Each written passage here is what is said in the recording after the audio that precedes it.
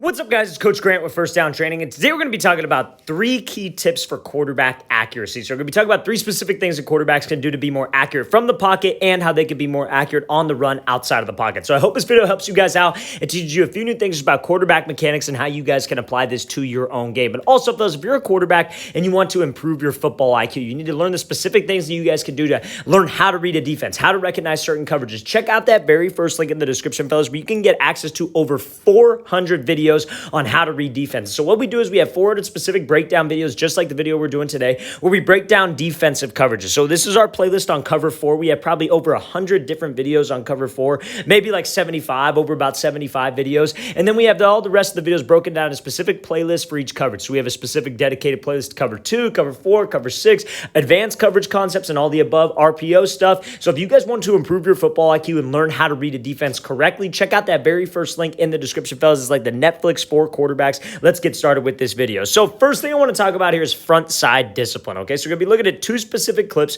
of Lamar Jackson and then Trey Lance. We're going to be talking about their front side and how they can stay more disciplined with their front side, or how you guys can stay more disciplined and be more accurate. So you see when Jackson goes to throw, one of the main things that he does sometimes is that his release can kind of get pushed outside of his frame a little bit, right? He throws this thing sidearm sometimes, and it's usually has to do with this front side being able to swing at. Now, I'm not knocking Jackson because obviously he's one of the top 20 quarterbacks in the world, wherever you guys rank him. So obviously he's a talented dude. Obviously he can sling the rock. Obviously he's got a strong arm. But you guys can see the different kind of intricacies of a throwing motion right here. So you see when Jackson goes to throw, when you get from this position to rotate through, what brings the ball up to this 90-degree angle right here is the weight transfer with your lower half and your hip drive. Now, what screws up a lot of quarterbacks is, again, like I said, this front side discipline. So you see when Jackson goes to throw, how he's a little bit early with his front shoulder. This front shoulder is swinging this way. Now, as a quarterback, you got to understand this principle that your body is divided down a midline. Okay, so what is a midline? A midline is literally just a line that goes down the middle of your body. You can almost think of it as your spine. Some people like to refer to it as keeping a vertical spine.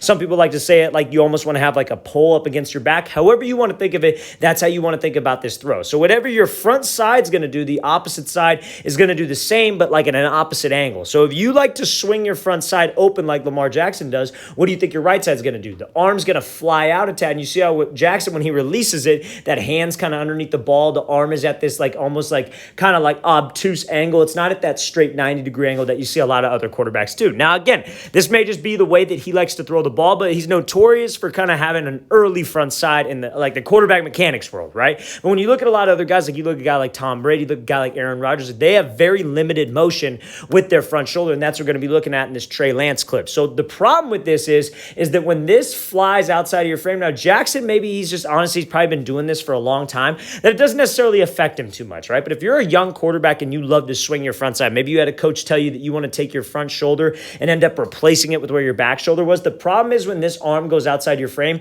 you tend to miss left and right? So you'll tend to miss left like you're coming across your frame, or you'll tend to miss right because you release this thing a little bit too early and you don't follow all the way through. So one thing that some people would say is that you have to be at this perfect 90. You don't have to be at the perfect 90. I'm not saying that your arm has to be perfect.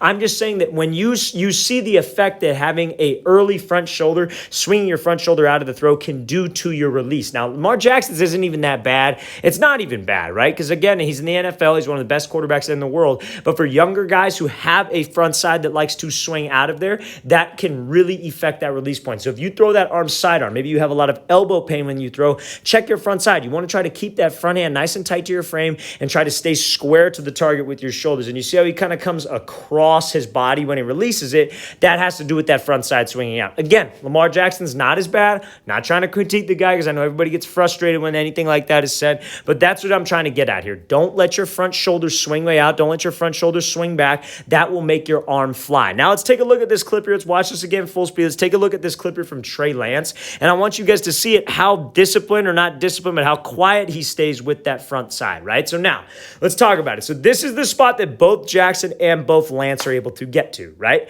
So now when we're rotating through, what did I say? From this L, what brings the L up to the 90? And it's the weight transfer with your lower half, and it's your hip rotation, right? That's what brings it up to the 90. So you see how Lance, his front hip is starting to open up. That brings that arm to that 90. Now, when we get to this spot, this is the spot where Jackson got a little bit early with his shoulder. He would swing his shoulder this way, right, which can affect accuracy.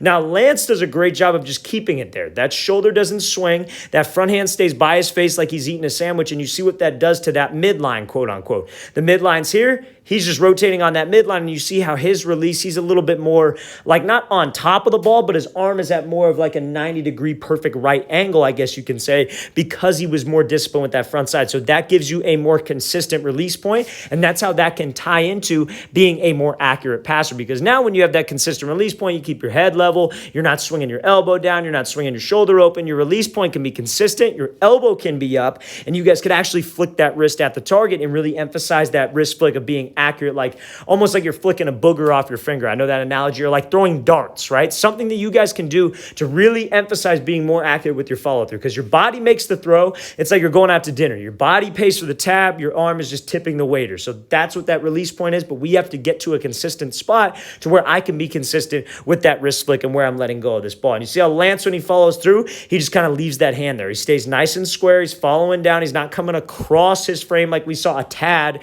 in the Lamar Jackson clip. He was able to actually extend and finish down. If you guys don't think that this is maybe a liable clip because, oh, it's Trey Lance, he's a rookie, go look at Tom Brady film. Go look at Aaron Rodgers film. Go look at really any elite quarterback we got in the league right now, and they all do this with their front side. And I'm not saying every quarterback has to throw the same, because they don't. There's not a single, of all 32 starters in the league, not a single one throws the exact same. However, what they all do is they all have consistent things that apply to their game, the elite guys, right? And you want to try to apply those specific things to your game, because that's what the best in the world do, and that's how you can apply it to your game. If you have a coach who's saying, oh, I know better than so what's proven to work at the highest level of football, you should probably be looking somewhere else, probably should be looking for something a little bit better. Let's watch the thing again, full speed one more time. Great job by Lance, staying square with that front side. All right, guys, if you haven't heard, we are going to be coming to Arizona on October 2nd for a quarterback and wide receiver training clinic. So if you guys are in the Arizona area, close to the Arizona area, check out that second link in the description below, fellas. Hope you guys can make it out. It's going to be a great 3-hour training clinic for quarterbacks and wide receivers. I myself will be working with the quarterbacks, the receivers. We're bringing out